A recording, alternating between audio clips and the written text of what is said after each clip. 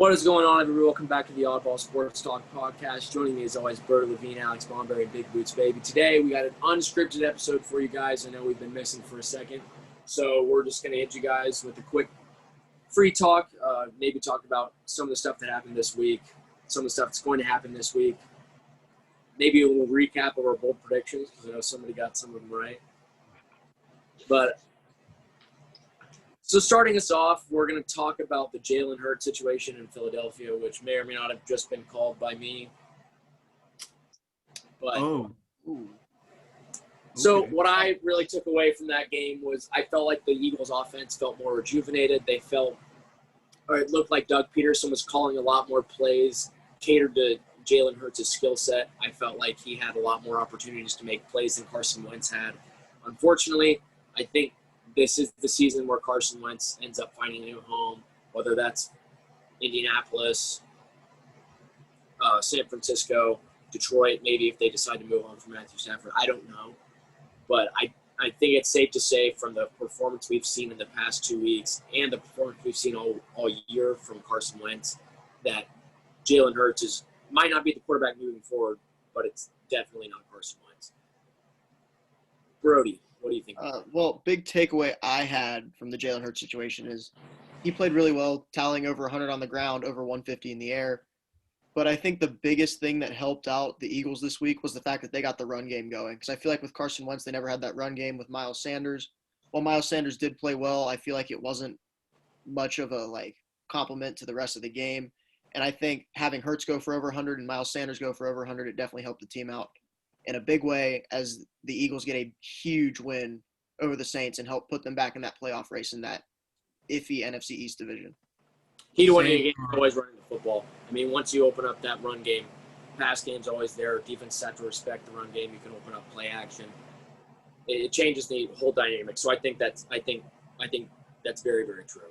I think opening up that run game with Jalen Hurts was extremely important, and it will be important if the Philadelphia Eagles continue to succeed for the rest of the year. Another thing I noticed was, I feel like Doug Peterson let Jalen Hurts kind of just run his own game. Like it was, you're going to be a system quarterback. You're going to run the plays that I call, but have fun with it. Play the game the way you want to play it. I'm not one to really think of I'm not one to really conspiracy theorize things, but if I'm just being honest, it looked like Peterson had a lot better of a game plan for Hurts than he has had in that last week than he has had all year with Carson Wentz at quarterback. I'm not saying that he maybe was looking forward to Hurts starting, but it could have been in the back of his mind all season, and it just kind of showed up. Another thing is when you're playing a rookie quarterback in the middle of the season, or actually towards the latter portion of the season, who has never played a game ever, it's a little bit hard to game plan for somebody that you've never seen. So that could have been another reason to why the Eagles succeeded. Yeah, I agree with everything you guys are saying. I just think the way Hurts plays just makes it look so smooth. So maybe Peterson isn't necessarily drawing up like a new, or basically kind of just sending him out there to do his own thing. I just think the way he plays, it all looked smooth. It all clicked at the right time. And, I mean, the Saints have a top 5 defense, so the fact that they were able to do so well just goes to show that Hurts should be the future there. And I'm not really one to hate on Wentz. I think Carson Wentz is actually very talented. He's just in the wrong system currently, so good for Philly. I want to thank them personally for putting us in the driver's seat for the 1 seed, because I don't see how the Packers can screw this one up, even with our past. But Benjamin? All I have to say is the Saints are pretenders. The Packers are winning the NFC, and that's just a fact. A-Rod's winning MVP. Patrick Mahomes is buns. Get him out of there. A-Rod and the Packers are taking it all the way. Guaranteed. I do think A-Rod's going to win MVP, but what people are kind of failing to realize about Mahomes' performance yesterday, yeah, I get it, 3 picks, it's rough. He had almost 400 yards with 2 touchdowns also. Moving the ball. So other than him like passing Aaron in like the amount of picks thrown, which is going to like affect him later on, I really do not think Mahomes played bad at all. No, not at all. No, I didn't really see him playing bad. I think it's just out of his character and out of his play style to maybe make as many mistakes as he did. So people kind of got a little bit got a bit of an overreaction to how he was playing. Like you said, overall it was a good performance. It's just when you have seen Mahomes play in the past, he doesn't make the mistakes that he was making. Not that they were huge mistakes or that they were game-changing mistakes or game-losing mistakes. They were just mistakes that he doesn't usually make, and people were overreacting. Yeah. Well, if you dissect the interceptions, one of them was a tipped pass at the line. The other one was an excellent play by Xavier Howard or whatever his name is. Yeah. He made a great catch. I didn't see the third one, but I assume it was just a bad throw. I don't remember. If we're getting on flashy interceptions, can we talk about Kenny Moore for a second? That was nice. Yeah. It's kind of weird. Like, we haven't really seen that all year from a DB, and then all of a sudden the exact same thing. Yeah, happens, 2 of them. like, at the same time. That was crazy. Colts won huge this week. But, yeah, back on, like, just to finish up on Mahomes, I just think it's like a compliment to his talent that he can throw for 400 yards and 2 touchdowns, and people are, like, wondering if he's, like, okay right now. They're saying, like, that booted him out of the MVP race. Like, no, it didn't at all. And honestly, I mean, if you're going to call a 400-yard game bad, then that's just a compliment. Here's the thing with Patrick Mahomes is you guys remember the Super Bowl last year. Statistically, he played one of the worst games of his life in the NFL, and he still won Super Bowl MVP because nobody else played better. Yeah. I mean – So next, I really want to hear your guys' stances on the NFC East and where you guys think all 4 teams stand, really, because the Cowboys did come out with the win. The Eagles came out with the win. The only team that lost from that division was the Giants. So that was kind of a shocker, and it has to be disappointing for their organization because that was a team that really looked like they were in the driver's seat to win that division, and now you look at the football team. The football team, baby. For me, I mean, I'm sorry, but I think they're the best defense in football. Their secondary could use some work, but nobody is stopping Chase Young, Matthew Ioannidis, Deron Payne, Montez Sweat, who is really showing up in this latter portion of the season. They didn't score an offensive touchdown. I know. Yeah. I think next season, if you look at what they can do, the progression of Antonio Gibson will get better. The progression of McKissick will get better. I think, of course, you have Terry McLaurin, who's going to be a good receiver for the next at least 5 or 6 years. He's going to be playing extremely well. There's really and Logan Thomas is another tight end who I think is top tier elite tight end in the league. Huge, big guy. Alex Smith hasn't been playing that bad. I really would like to see him keep Brandon Scherf and not let him walk. If he does walk, Cincinnati, he's right there. That's all I got to say. But there's really no excuse for why this Washington football team can't be putting up more points offensively. And I think when we look back on it, it's going to fall, unfortunately, to the fault of Alex Smith. And I could see them moving forward at quarterback. I don't think Dwayne Haskins will be on the team, although if you watch him and if you hear what the team says about him, he's a great teammate. He's a great leader despite not playing. But I'm excited to see what Washington's going to do with the next couple of years of drafts and free agency. But that defense, man, that defensive front, that front seven, nothing's better than that in the NFL. Nothing. Yeah, if you're a Washington fan, there's so much to be excited for with that defense because now you can just build up your offense and become a better team every year. But as for this year, looking at both their schedules, I think it's going to be the rejuvenated Eagles team that we see in the playoffs because this Washington offense can't do anything. Antonio Gibson is out again this week. And like I said, looking at their schedule, they have the Seahawks this week with Dwayne Haskins at quarterback most likely and no Antonio Gibson. They're going to – I mean, I would think they're going to lose, putting them at – so that would be then 6-8. Let's say they beat the Panthers 7-8. Then they have to play Philly, in my opinion, which is going to be for the division because you go over to Philly's schedule – and they have the Cardinals. I think they're capable of beating if they play, like if Hurts can keep it up. And then and the Cowboys. So then, I mean, beat the Cowboys, then you're playing for the division, Washington versus Philly. My prediction is that we're going to see Philly in the playoffs because the Washington offense just isn't capable of doing anything.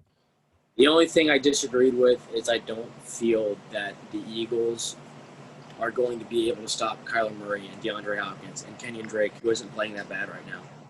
I think the Cardinals have so much to be playing for right now, as do the Eagles. But when you get those two teams that are really neck and neck, the better team will find a way to win. And for me, at least in my opinion, that better team is the Cardinals, who I do think will jump the Minnesota Vikings to take a spot in the playoffs. Yeah, it's going to be close, definitely. But, I mean, the Cardinals have given up a ton of points on defense. Like, for getting such high praise early on in the season, their defense is falling apart. So it's going to be an offensive showdown. Held the Giants to 7 points. Say that again? They held the Giants to 7 points, and the Giants have been putting up 20 points. Well, part of my prediction I didn't share. The Giants are dead. Like, you don't lose 26-7 when there's so much at stake and to fight for. I mean, to stay ahead of your division, you don't lose 26-7. They're Colt McCoy the savior. I mean, Daniel Jones You looked start awful. Colt McCoy over Danny Dimes. Daniel Jones is awful.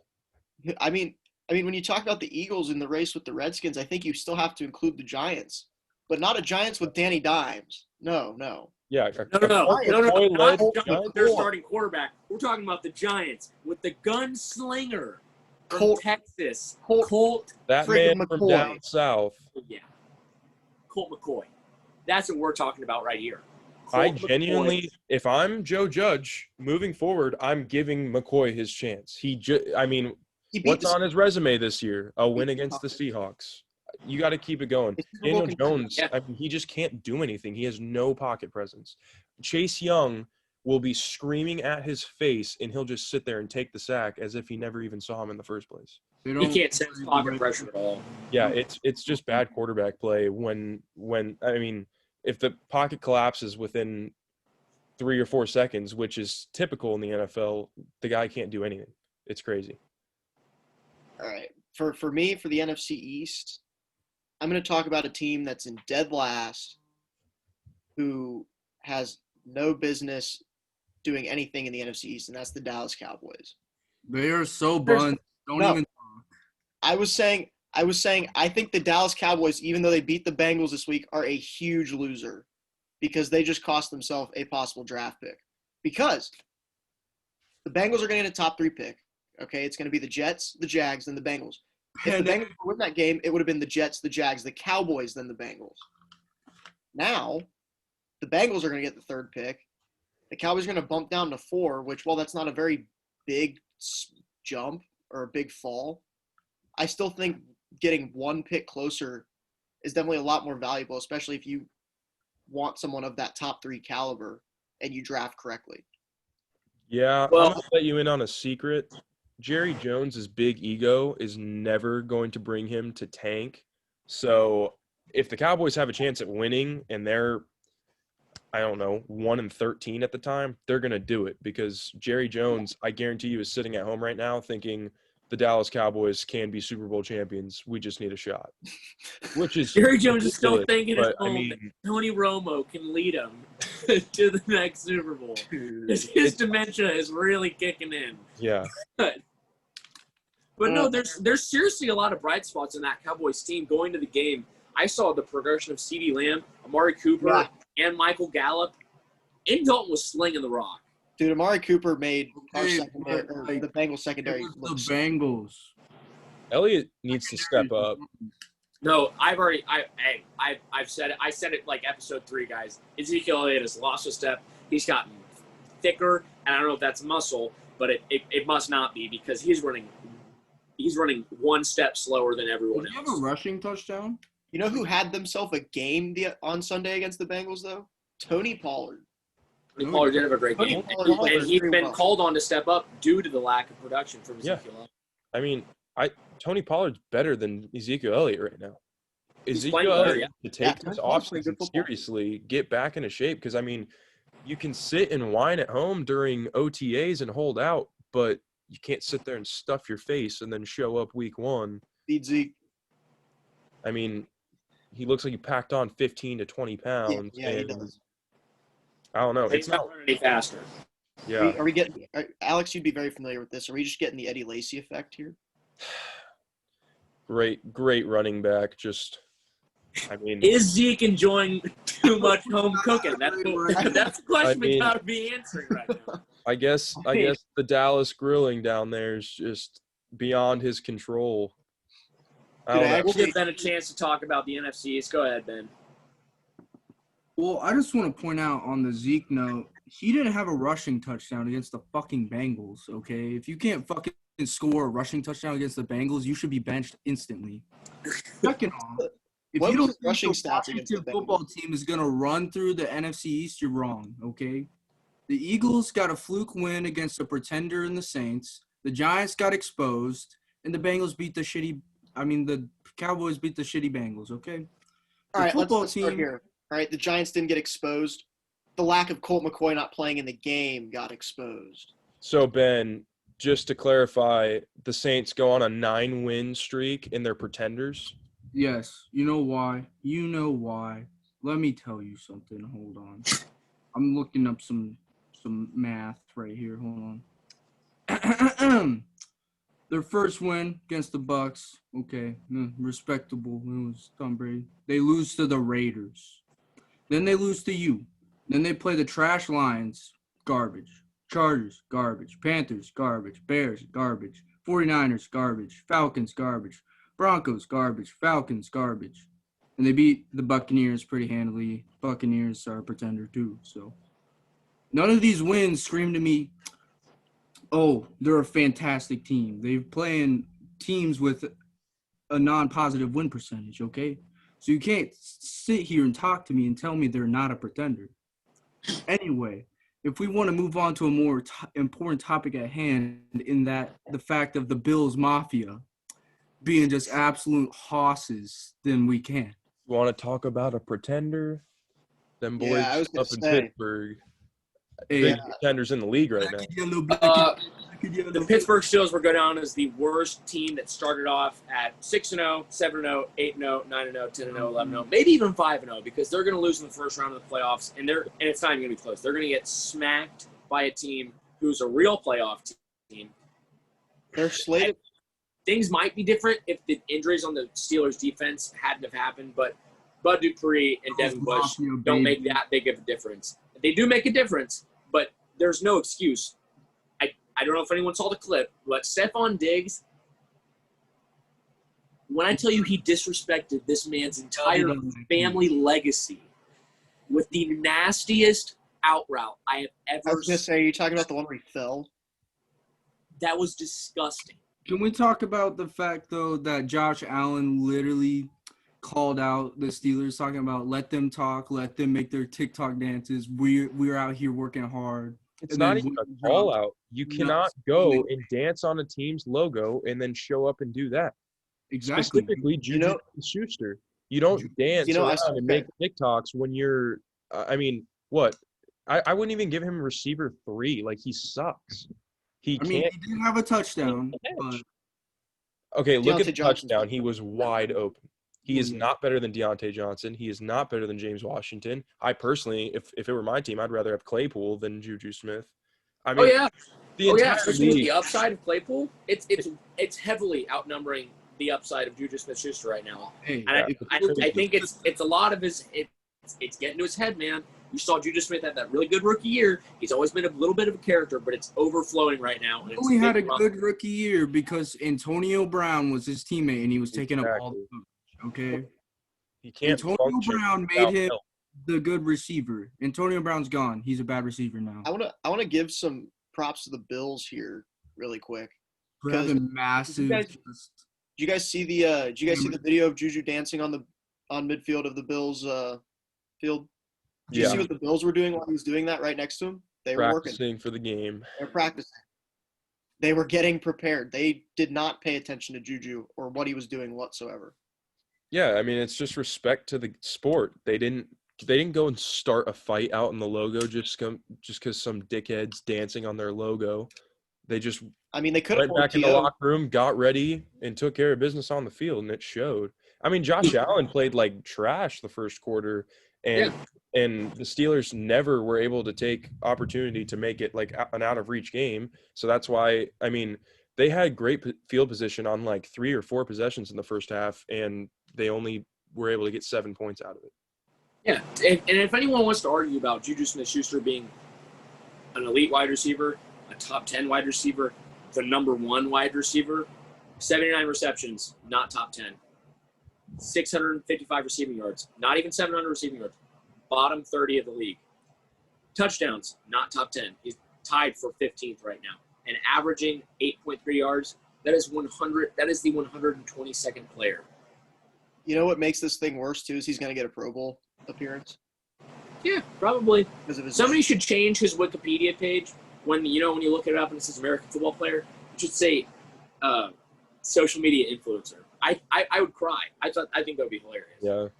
Because if that's what he wants to do, that's what he wants to do. Because it's not going to change the fact that he isn't performing on Sundays. It's not. Yeah, if you want to sit and make TikToks instead of working on your stone hands and can't catch a slant, then that's on you. And that goes for Claypool too. I mean, their team can't catch. The only consistent wide receiver when it comes to actually catching the ball, I'd say, is probably James Washington. Deontay Johnson Deontay dropped 3 the other day. Yeah. Why? I mean, none of this shade on the Steelers is towards Big Ben at all. I think he's doing everything he can. That guy has to be like having. I'd be so mad. They have to have like a team cardiologist on the sideline so this man doesn't get just like an absolute heart attack. Yeah. You guys want to know an interesting statistic? Chase Claypool has more TikToks made than catches. 51-50. Like, come on now. Hey. Chase Claypool only has 50 catches. 50. That is a statistic, Ben. That was wonderful. Way to bring it to the table. Hold on, I'm changing Juju's Wikipedia. How do I do this? All right. Hey, while we're on the topic of internet memes and shit, why don't we talk about how Drew Lock literally played so well? That was mine. Yeah, Drew Lock had a so well. I'm a big believer in Drew Lock. I always have been ever since his days in Missouri. I wanted the Bengals to pick him over Drew Sample, which they did not. Who actually isn't having a bad season. Everyone who hated on Drew Sample being picked in the second round, Kobe, that's they're not probably right. That's not what you said yesterday. That's not what you said yesterday. You had a decent game yesterday, okay? He did, but I'm just saying the people who hated on him being picked in the second round are right because he is not worth the second round pick. DK Metcalf is playing exponentially better. I don't know. I don't know what we were really thinking.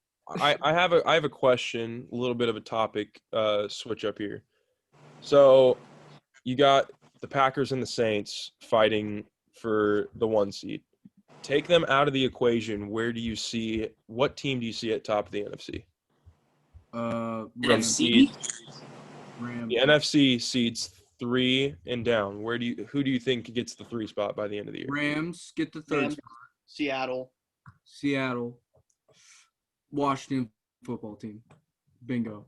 That's my thing. I asked because I think the NFC is unique this year. I'd like to think that if the Packers will host all their playoff games, that puts them at a serious advantage. But I mean, like when you look at the team's talent, it's kind of a toss-up. I mean, the number 1 seed could easily lose to the number 7 seed any given week, which it's like that any year. But I just think this year's unique. Like there's so much talent. Like the Vikings are now like 6 and 7, but I mean that's a good football team. So, well, I mean, They No. show up on No. certain weeks. I'll say that. How The about defense them is rough, Bears? but How about them Bears?